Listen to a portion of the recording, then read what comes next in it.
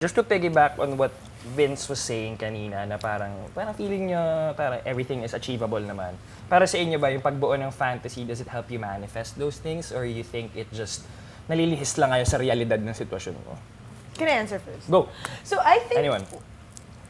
yung mga tao, it's natural for us to imagine a lot of things. You know, we are dreamers. Like everyone is a dreamer. Kumbaga, we all have sort of dreams that we want to achieve. And hindi naman totally like, pag meron kang fantasy na ganito, yun na yung, kumbaga, kailangan, yun yung magpupush sa'yo to achieve something. Because again, kagaya nga sabi ni Vince na, pag meron kang goal, that will push you to do everything that you can para ma-achieve mo yung goal mo. But I think, yung pagdating sa yung fantasy, that's why there's a word fantasy because those are the things that you know na medyo, kunyari kagaya ng sabi mo kanina, gusto mo magka-superpowers and we all know that it's impossible for a human being to have a superpower. Siguro yun lang yung, parang, yun yung batang side natin na nag-i-imagine, kaya tayo nagkaka-fantasy. Yun yung feeling ko kung bakit mayroong fantasy. That's the kid in us who keeps on imagining things, you know, dreaming about those things and yeah, diba? Parang for example, like pag sinabi kong gusto kong maging bilyonaryo ng 28, imposible yun. Siguro sabihin mo, 0.50005% yung chance nun. Na parang malayo pa para maging bilyonaryo ka.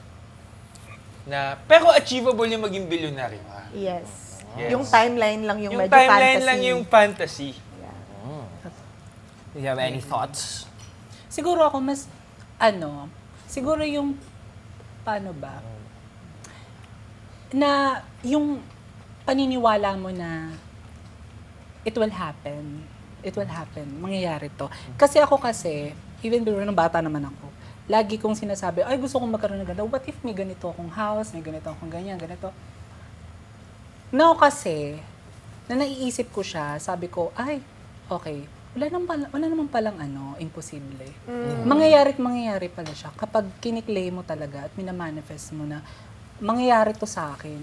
Hindi lang nga lang ngayon. And syempre, yung isa na rin yung patience talaga, na hindi naman laging, okay, sa'yo ibibigay lahat. Hindi naman laging sa'yo kailangan na ibigay ng Lord. So, hindi naman siya laging ganun. So, tinignan tayo.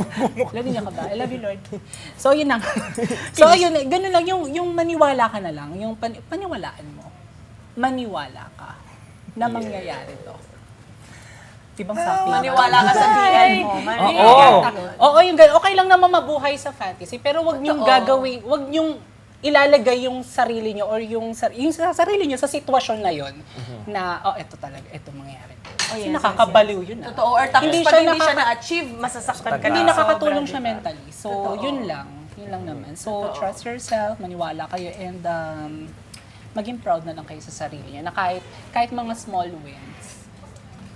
Oh yeah. I-celebrate, Proud na diba? But I mean guys, yung fantasy nga yung maging parte ng serye, fantasy yung maging content creators to do it for a living, you achieved it, and what's stopping you to achieve another one? Correct. Right? Kaya naman ngayon, kanina, pinaandaran na tayo ni Pons ng acting para matupad yung fantasy niya.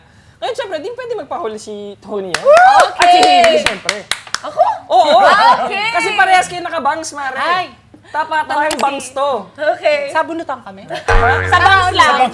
Sa bangs lang. Bangbangan na. Hindi ako Hindi. makapupunta sa Sudako talaga. Kasi impersonator si Tony eh. She impersonate. So, turuan mo naman siya paano ka i-impersonate. Ako? You know what I'm saying? Paano nga ba? Oo. Paano ba i-impersonate si Tony? Okay. So, kapag sinabing Tony kasi, laging meron niyang Catherine, ano ba? Catherine, ano ba? Kailangan manisal. Manisal talaga. Tabi kayo. Tabi tayo.